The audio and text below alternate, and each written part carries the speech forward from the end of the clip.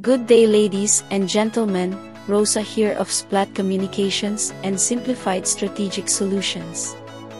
Our video for today is about Kai Sotto, one of the leading NBA draft prospects this year.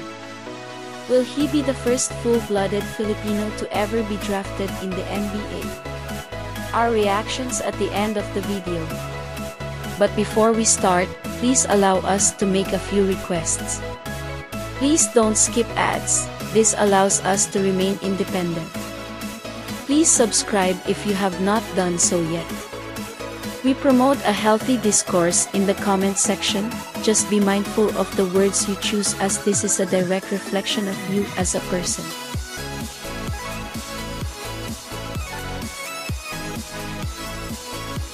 Hello everybody, Trevor Lane here for LakersNation.com, your home for everything Lakers. We are here in Atlanta, joined by Kai Sotto, NBA draft prospect. Kai, thanks so much for having us out here. What's up, guys? Thank you for having me. So Kai is working to prepare for the NBA draft. I guess first and foremost, why don't you fill us in a little bit on what you've been working on to get ready for the draft coming up? I'm just working on my strengths and weaknesses, try to improve my all-around game and try to be ready for this upcoming NBA draft and the team workouts. So I'm here in Atlanta, and Jeremiah Boswell and the TSF family has been helping me all throughout that journey. Now, I've been here for a couple of days and we've been watching your workouts, what you've been going through. Pretty grueling stuff. You've been going through some pretty tough workouts, a lot of work on the three-point shooting. Is that something that you're hoping to really have NBA teams notice?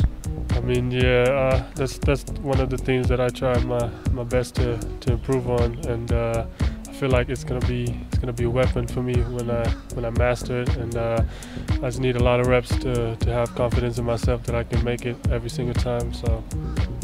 Now, you were playing most recently with the Adelaide 36ers in the Australian NBL. How did that experience, do you think, help prepare you for this leap to potentially the NBA? It was great. I really liked how I played in the NBL, and my experience there. I think it really helped me a lot. Helped me grow as a person and as a player as well. And just playing for Adelaide it's been a nice journey and a nice experience, and it's been really fun for me. Was there a moment where you thought, okay, this is it, this is the right time for me to try to make this jump and put my name into the NBA draft? When you were in the NBL, did you think, okay, this is proof for me that I'm ready for this next step? I mean, it started ever since the league started. I had confidence in myself that I have to show up and do my job and show everybody and prove to myself that I'm an NBA worthy player. And I mean, I got a slow start. Got injured at the start of the season, but I think as time went by, I felt better and I played better. So you know, just the whole process has been amazing, and I think it really helped me a lot. Now, we need to talk about the fact that you would be, when you play in the NBA, you would be the first full-blooded Filipino to play in the NBA. What does that mean to you? It means a lot.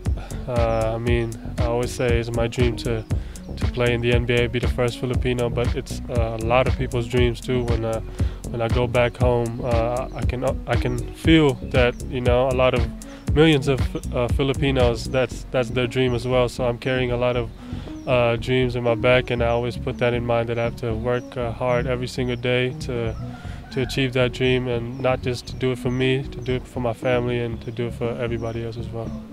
So I have to ask you, we ask this of a lot of draft prospects, what is it that is more important to you? Is it your draft spot, in terms of you get drafted earlier or later in the draft, or perhaps even go undrafted, or is it going to the right destination? What do you think matters the most?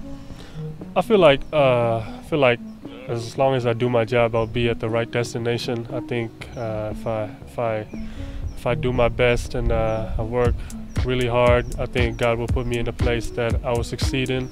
So I just trust the process and just continue on focusing on improving every single day, and I believe that I'll be in the right spot when the time comes. When you were growing up, were you a fan of any particular NBA team? I wouldn't say teams, but I've been watching a lot of NBA players and trying to learn from them. So, yeah. Are there any players specifically that you thought, this is the guy that I really want to try to follow his game? Growing up, my dad. I mean, first off, my dad is the guy for me who I grew up and try to watch and try to learn from. And he always tells me when growing up, he tells me to watch Tim Duncan.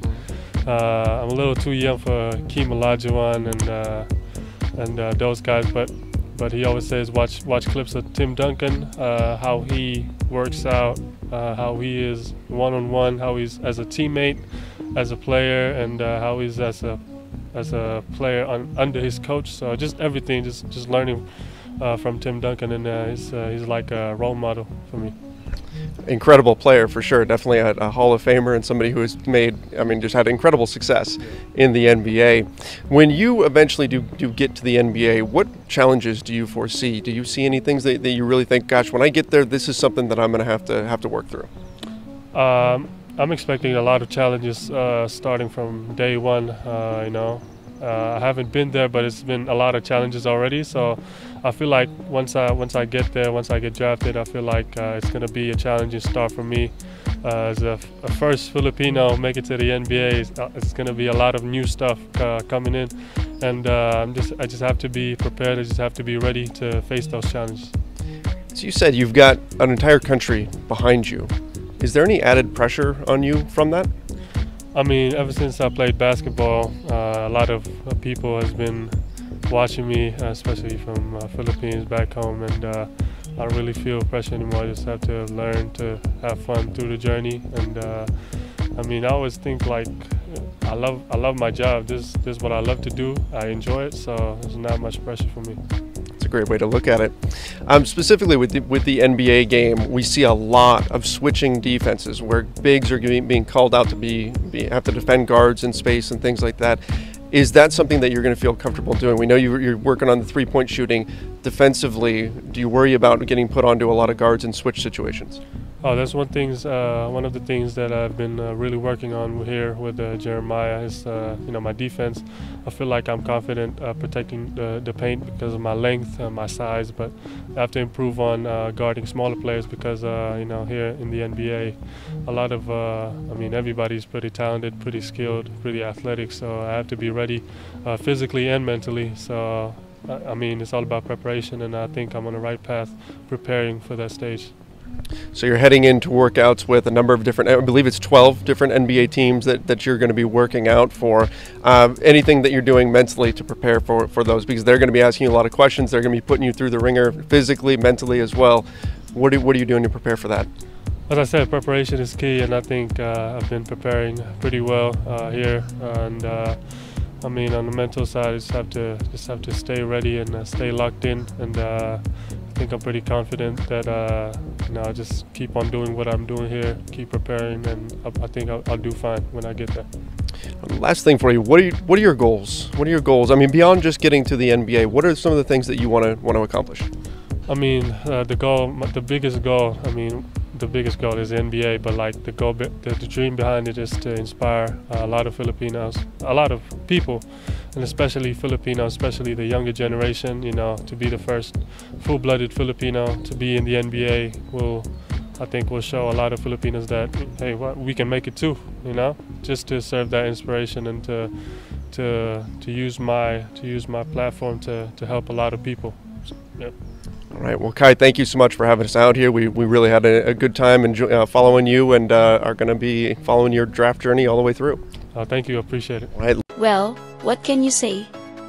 Kindly share your thoughts in the comment portion. We have reached the end of today's video. In behalf of my partner Rina and the rest of the Splat Communications and Simplified Strategic Solutions team, thank you. Till next time. Stay safe. Rosa out. Bye.